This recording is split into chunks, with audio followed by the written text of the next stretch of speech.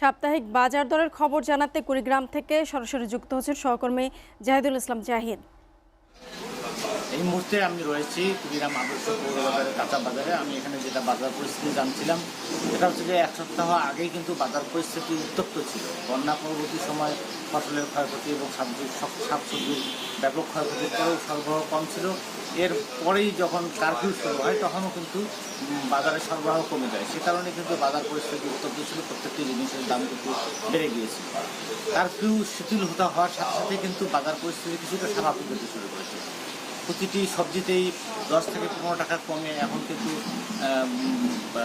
আলু কিন্তু বিক্রি হচ্ছে 52 টাকা কেজিতে, পটল 30 টাকা, বেগুন 50 টাকা, কচু 60 টাকা, আপনার পেঁয়াজ 120 টাকা, রসুন 220 টাকা, আদা 320 টাকা এবং আপনার গরুর মাংস 700 টাকা কেজি এবং খাসির মাংস 900 থেকে 1000 টাকা, দেশি মুরগি 450 টাকা এবং পাকিস্তানি মুরগি 300 টাকা, ব্রয়লার মুরগি 180 টাকা থেকে 200 টাকা কেজি দরে বিক্রি।